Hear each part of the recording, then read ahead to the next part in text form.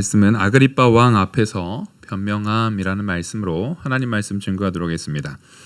오늘 바울의 변명은 벌써 지금 수차례 바울의 변명이 나오는 과정 가운데 계속 이제 그리스도를 증거하는데, 그 많은 바울의 변론 가운데에서도요, 오늘 바울의 변론은 가장 자세하게 그리고 또 가장 분명하게 그리스도의 말씀과 역사하심과 자기를 불러서 세우신 부분을 강조해서 말하고 있는 것을 우리는 확인할 수 있습니다.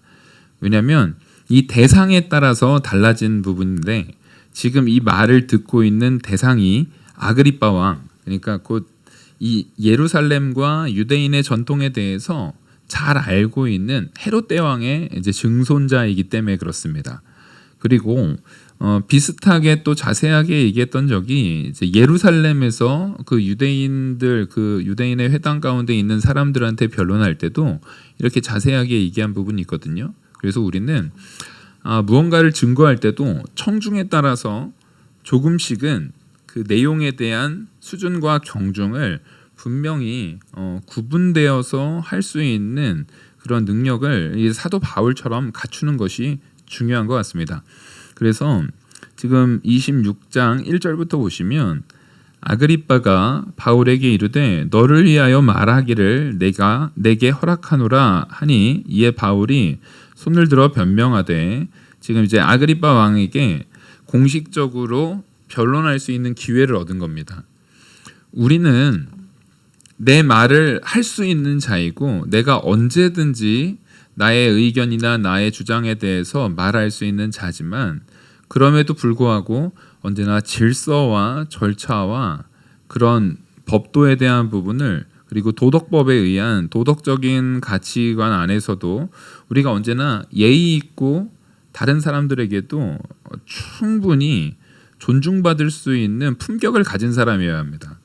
지금 사도 바울은 억울하게 잡혀가고 있는 것이고, 막 고성을 지르고 막 화를 낼 수도 있는 그런 충분한 상황에도 불구하고 언제나 어느 자리에 서든지 성도로서의 품위를 지켜나가는 것을 우리는 볼 수 있습니다.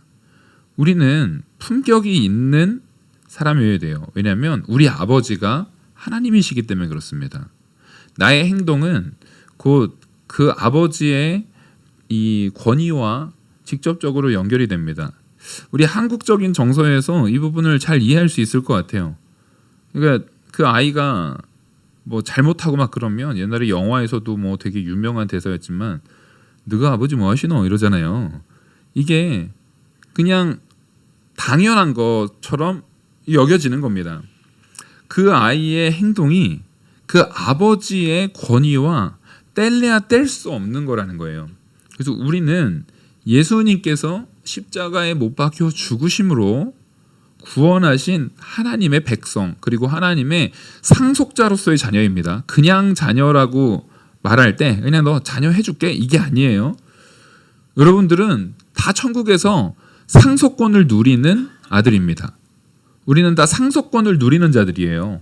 그래서 우리는 그 왕권을 가지고 거기에서 통치자로서 설 하나님의 자녀들입니다.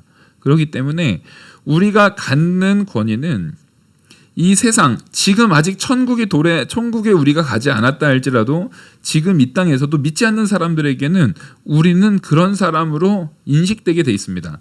단지 지금은 영광 가운데 인식되는 것이 아니라 그 사람들이 우리를 박해하거나 혹은 우리에 대해서 무시하는 형태로서 나타날 수밖에 없는 것이죠.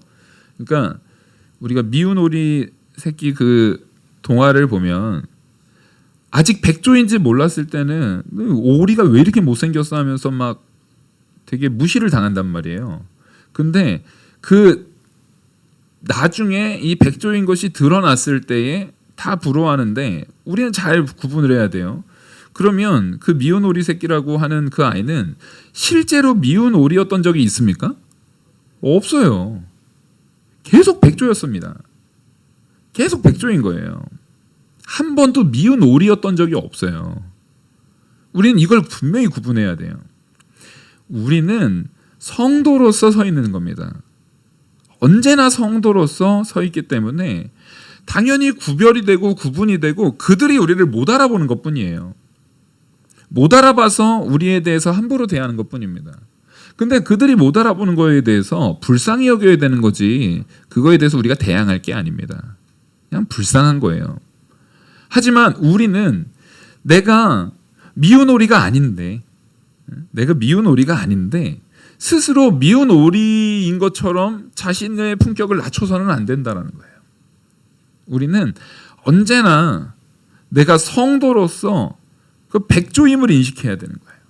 하나님의 택한 백성이고 나를 위해서 예수 그리스도가 십자가에 못 박혀 죽으신 귀한 은혜 가운데 놓여져 있는 성도임을 언제나 인식하면서 살아야 되기 때문에 무언가를 변론하고 무언가를 내가 변명하는 자리에서도 언제나 그 질서와 그 품위를 지키는 사람이 되어야 됩니다. 다른 사람과 대항할 때에도 하나님께서는 이렇게 말씀하시는 거예요. 상대가 내 오른뺨을 때리면 왼뺨까지 돌려대는 거예요. 이게 바로 성도가 갖는 품격입니다. 그 사람은 이 말 그대로 대적, 그 원수는 할 수 있는 표현이 폭력밖에 없는 거예요. 하지만 우리는 폭력으로 대항할 수도 있지만 그것이 하나님의 영광을 가리는 것이기 때문에 폭력으로 대항하는 것이 아니라 하나님의 권위와 영광이 온전히 고스란히 드러나는 사랑으로 오히려 그 머리에 숯불을 얹는 자들입니다. 그게 우리가 갖는 힘이고 우리가 갖는 품격이에요.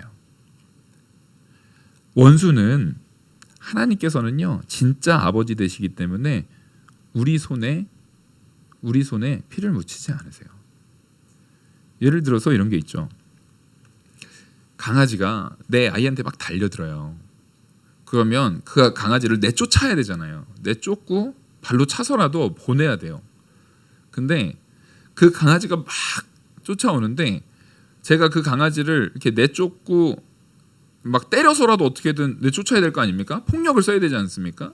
근데 그런 장면을 자녀한테 구경하라고 보란 듯이 보게 하는 부모는 그거 옳지 않은 거예요.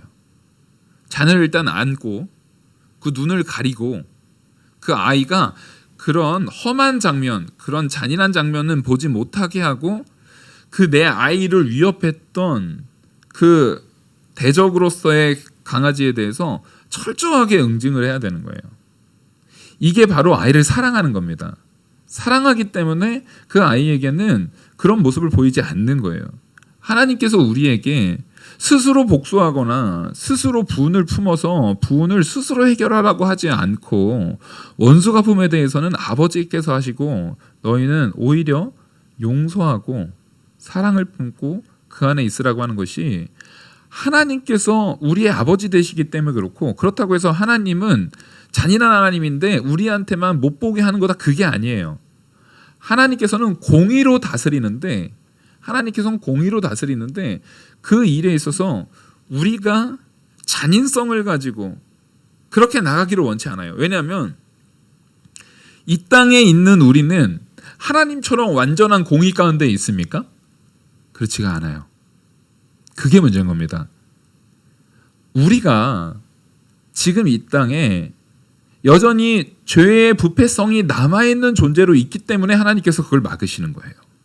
우리를 사랑하시는 거죠.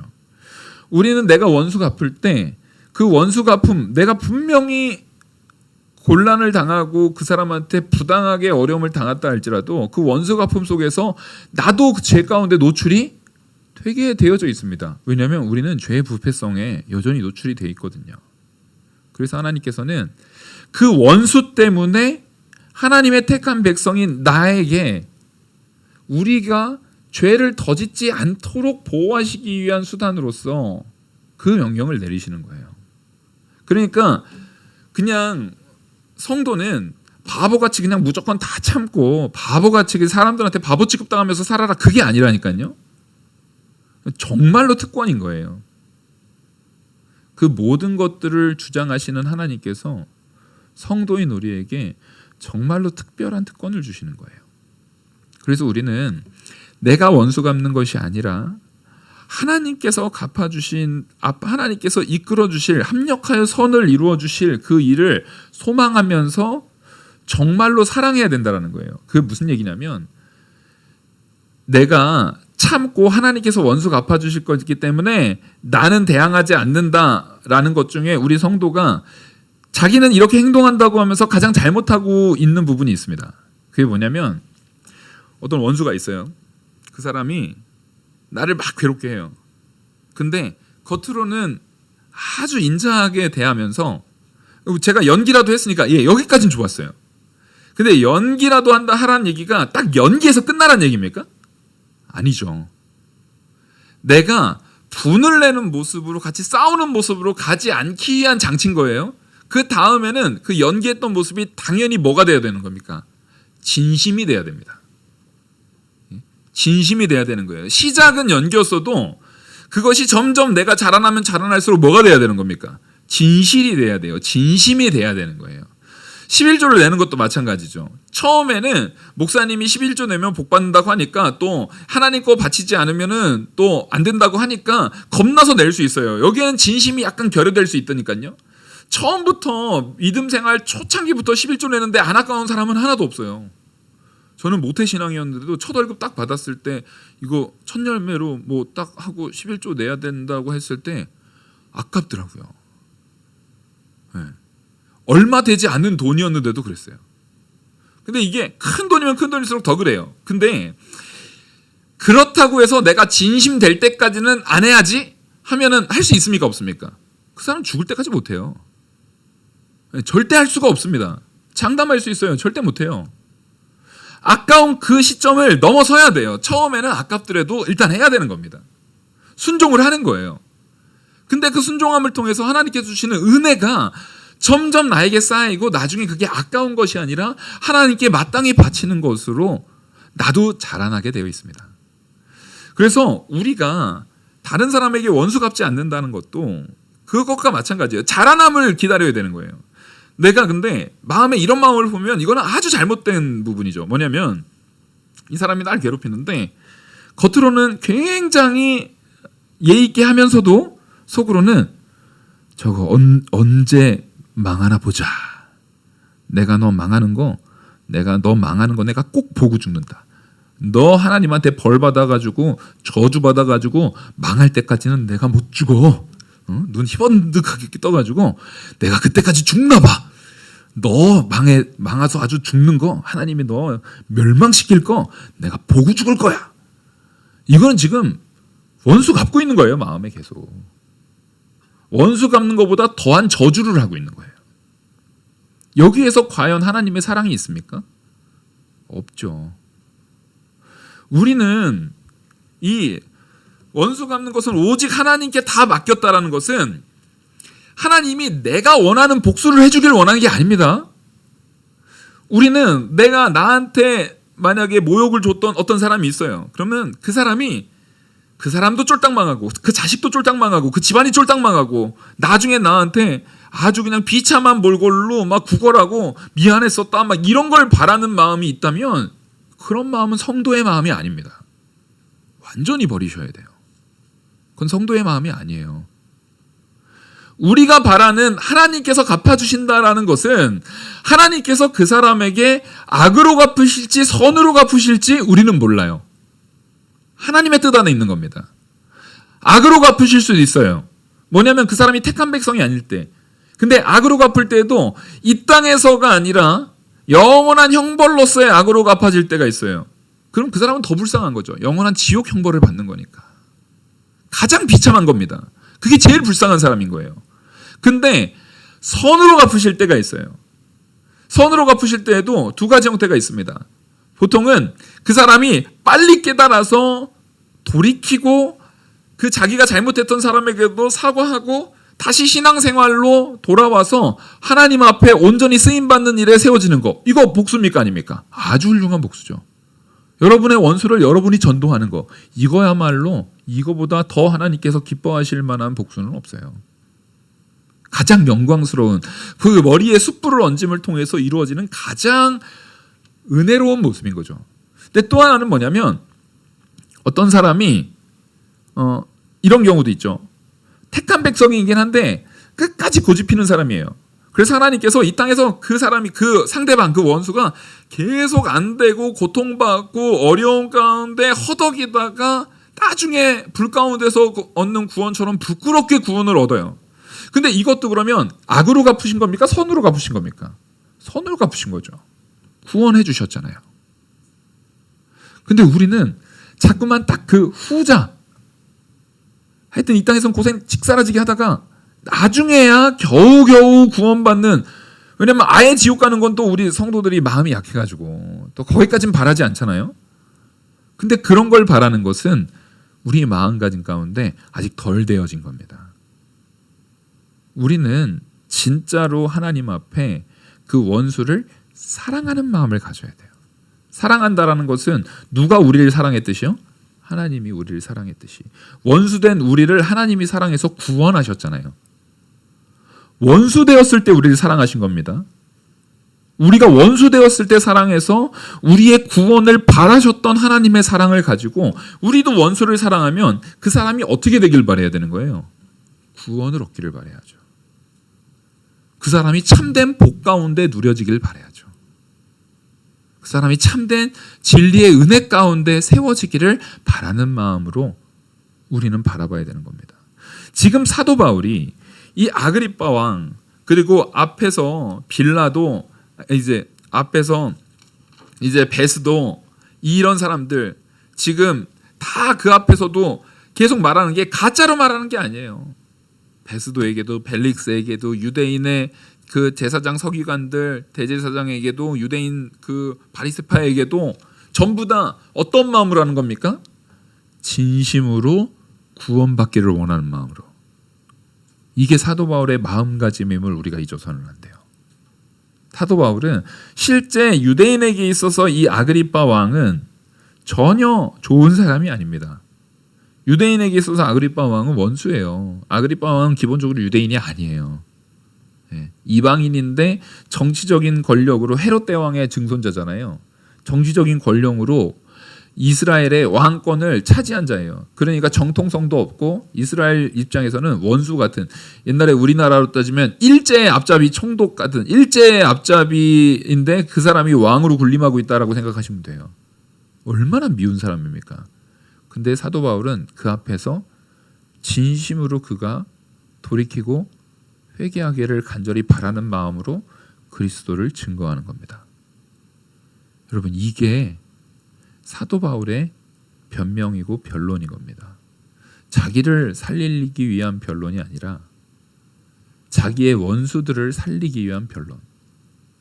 자기가 영광스러워지기 위한 것이 아니라 자기를 십자가에 못 박고 침을 뱉고 자기에게 모욕을 줬던 그 이스라엘 백성들을 살리기 위한 사랑으로 자기를 희생시키셨던 예수 그리스도처럼 사도 바울도 자기의 희생, 자기의 유익이 아닌 오직 이 사람들, 원수된 자들, 자기를 괴롭게 하는 자들의 참된 구원, 그들의 참된 복 누림이 그 목표가 되고 목적이 되는 귀한 삶을 사는 것이 사도 바울이에요.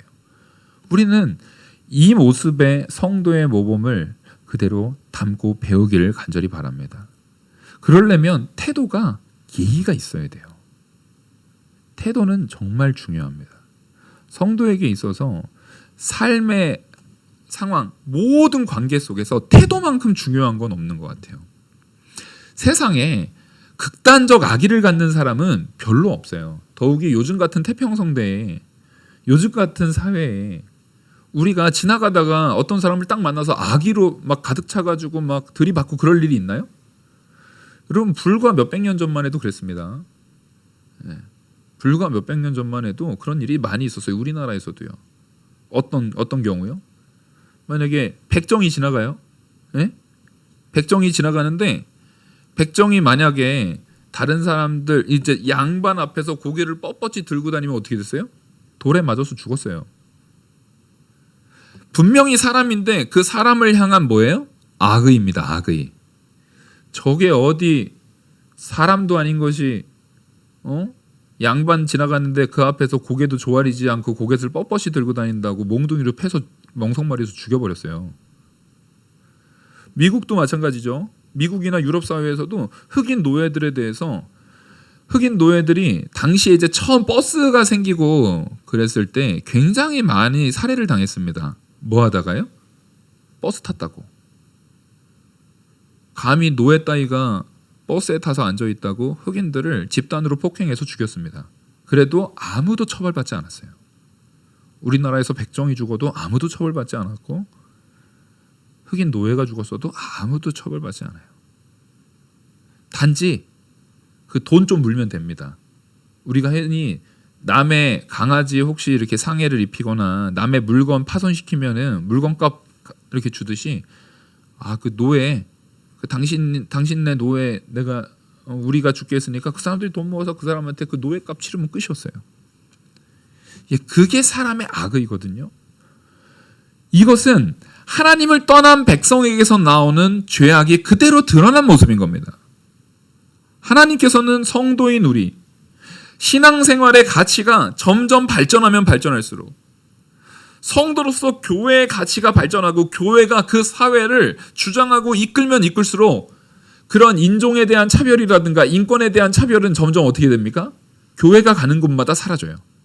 이게 하나님의 역사거든요. 이게 하나님께서 이끄시는 역사예요. 여성에 대한 차별도 마찬가지죠. 칠거지약이라는 게 웬 말입니까? 여자가 투기를 하면은 바람은 남자가 폈는데 여자를 죽여요. 투기했다고. 그게 말이 됩니까? 이게 어떻게 말이 됩니까?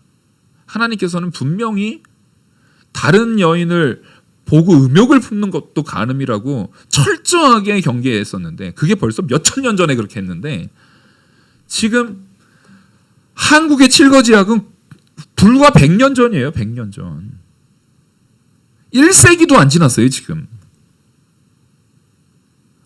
우리는 하나님의 말씀으로 세운 나라, 하나님께서 말씀으로 세우시는 그 공간이 얼마나 거룩하여지고 얼마나 가치 있게 변하는 건지를 깊이 깨달으면서 우리는 그런 가치 있는 하나님의 나라에 어울리는 자로 사는 것이 성도인 겁니다.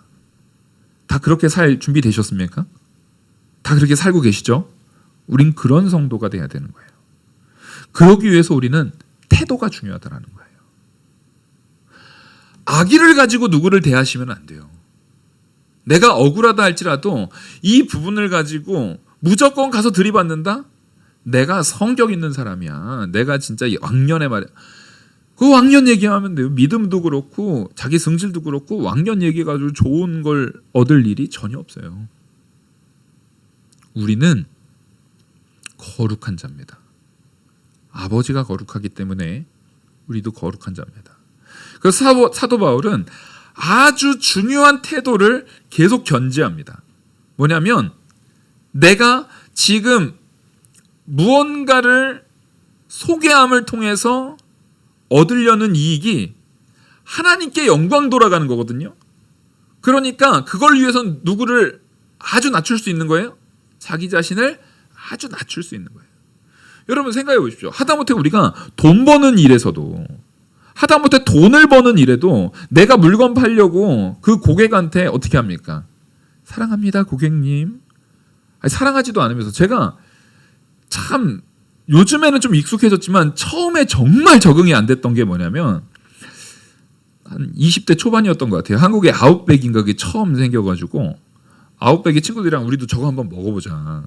그래도 이제 문명인인데 저런 거 한 번은 먹어봐야 되지 않겠냐. 비싸가지고 잘 못 먹지만 막 몇 달 친구들이 같이 돈 모아가지고 우리 가서 한번 먹자.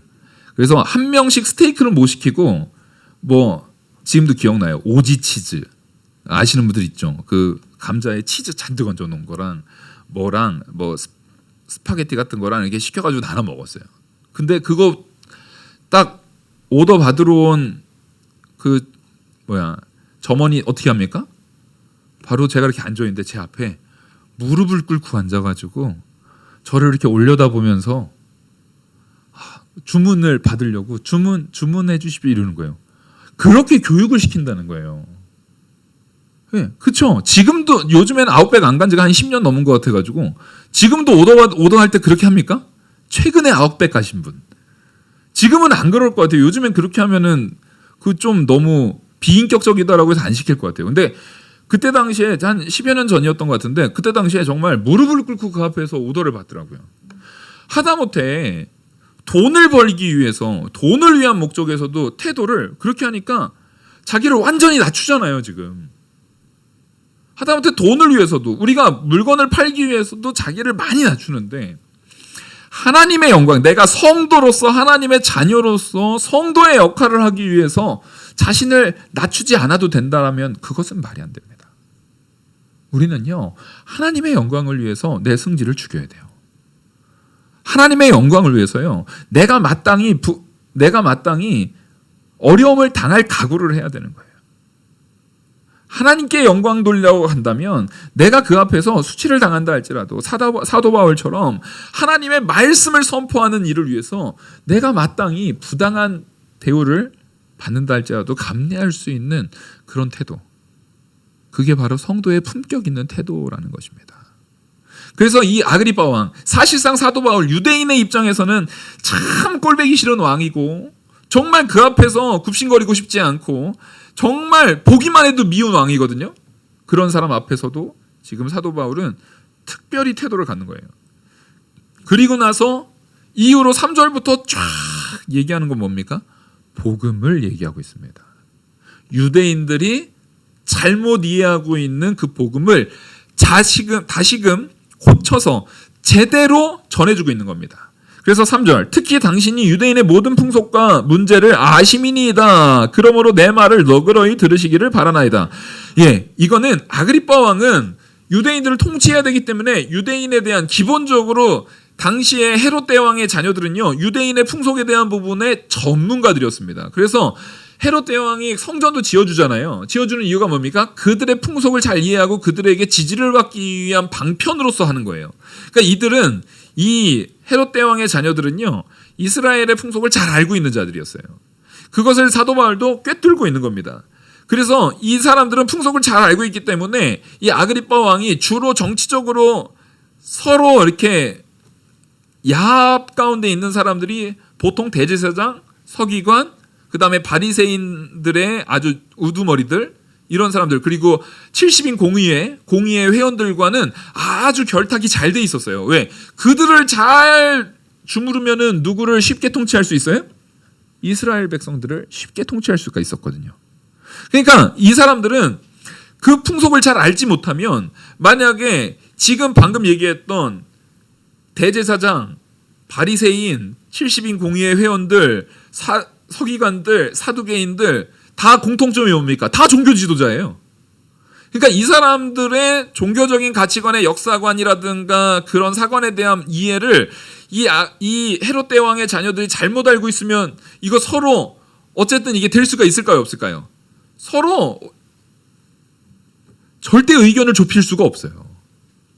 이스라엘 백성들은요, 종교에 있어서는 죽음을 불사하는 사람들이었습니다. 그렇기 때문에 이들은 그 종교적인 그런 풍속이라든가 이런 거에 대해서 굉장히 잘 알고 있는, 아그리빠 왕은 그것을 잘 알고 있었던 사람이라는 거예요. 그때 4절, 내가 처음부터 내 민족과 더불어 예루살렘에서 젊었을 때의 생활한 상황을 유대인이 다 아는 바라. 지금 사도 바울이 바리새인 중에 바리새인이고 베냐민 집하고 그런 것을 이미 유대인들, 사실상 유대인의 지도자들과 대부분은 안다는 거예요? 모른다는 거예요? 다 알고 있다는 거예요. 사도 바울이 유명한 사람인 겁니다. 대제사장한테 직접 제가를 받아가지고 다메섹으로 간 사람이에요. 그러니까 사도 바울이 그냥 그 동네 청년이 아니에요. 유대인 안에서 이스라엘 사람, 그 기독교인들 박해하는데 거의 탑 오브 탑, 에이스 중에 에이스였던 사람이에요. 대제사장이 직접 제가해가지고 해외로 나갈 수 있는 그거 비자 끊어준 사람이라니까요. 그랬는데 일찍부터 나를 알았으니 그들이 증언하려 하면 내가 우리 종교의 가장 엄한 팔을 따라 바리새인의 생활을 하였다고 할 것이라. 이제도, 그러니까 그들도 내가 바리새파 중에서도 가말리엘 문화에서 배웠다라는 걸 그들이 사실 다 알고 있습니다 라고 말하는 겁니다. 그리고 6절, 이제도 여기서 서서 신문받는 것은 하나님이 우리 조상에게 약속하신 것을 바라는 까닭이니. 지금 사도 바울이 그동안에 이 기독교인들 박해하려고 다녔던 이유가 뭐예요? 바로 이거예요. 모든 유대인들은 그 기독교가 예수가 가짜다라고 했기 때문에 하나님이 우리 조상에게 약속하신 것을 바라는 까닭에 핍박하고 있던 거예요. 사도 바울도 그래서 핍박했던 거예요. 지금 이 사람들도 그래서 자기를 지금 핍박하고 있다라는 거예요. 근데 이것이 그들이 알고 있는 이 약속에 대한 것이 잘못된 것이고 잘못 알아서 잘못 핍박하고 있다라는 것을 이유부터 알려주는 겁니다. 누구의 음성을 통해서요? 예수 그리스도께서 사도 바울 자신에게 직접 하신 그 음성을 통해서.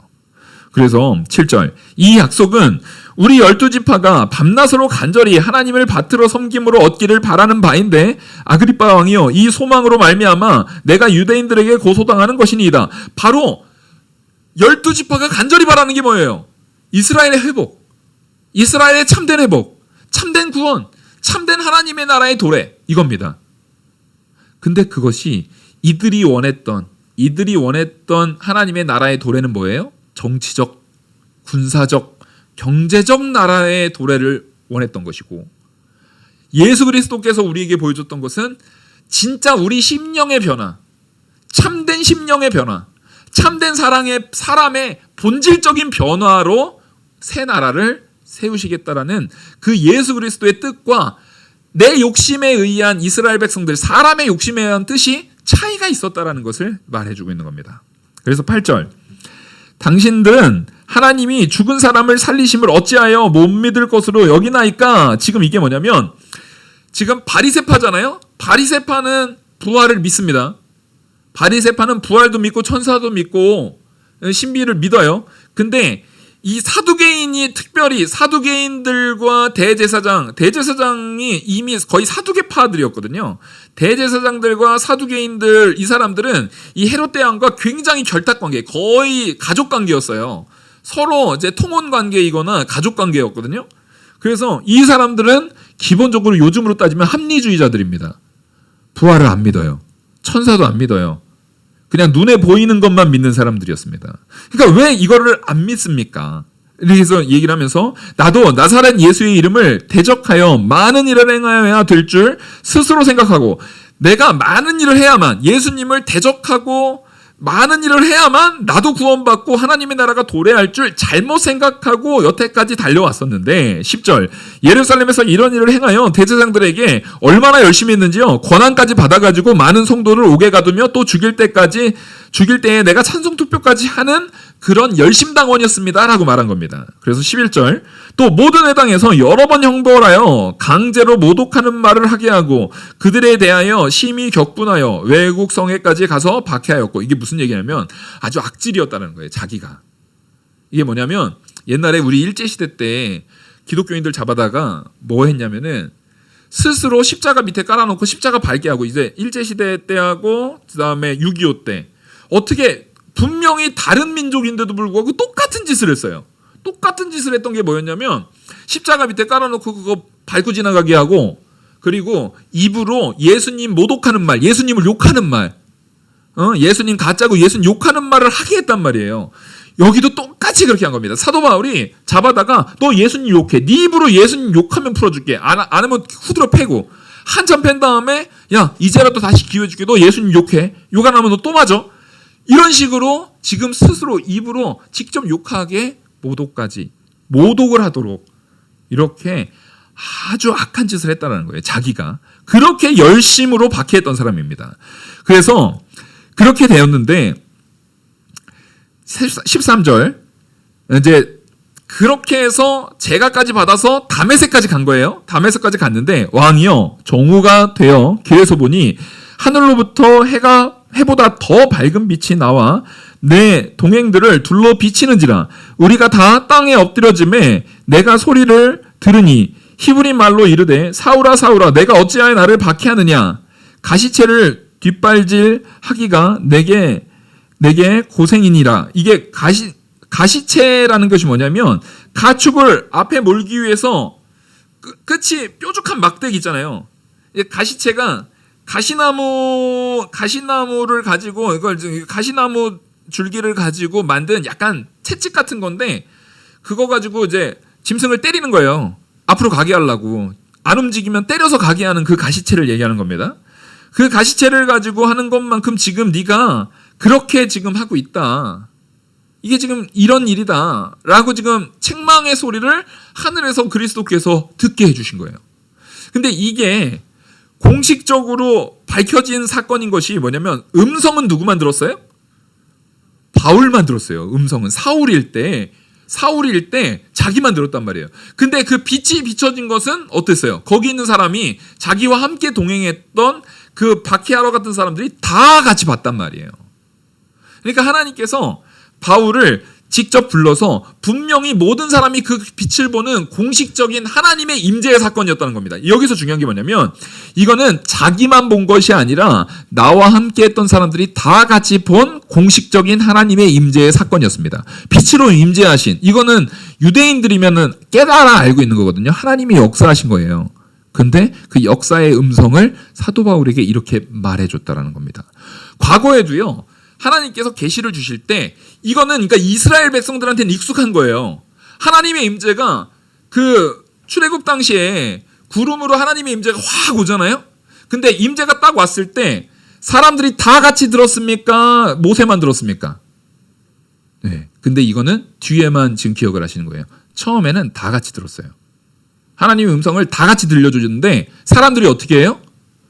하나님의 권위의 음성을 듣는 게 너무 두려운 거예요. 그 음성을 들으면 내가 죽을 것 같은 거예요. 그래서 제발 모세한테 간절히 청합니다. 저 음성을 우리 말고 당신만 들어서 당신이 우리한테 전해주고 우리는 저거 듣지 못하게 해주십시오라고 지금 간절히 구한 거예요. 그래서 하나님께서 모세에게 직접 말해주는 겁니다.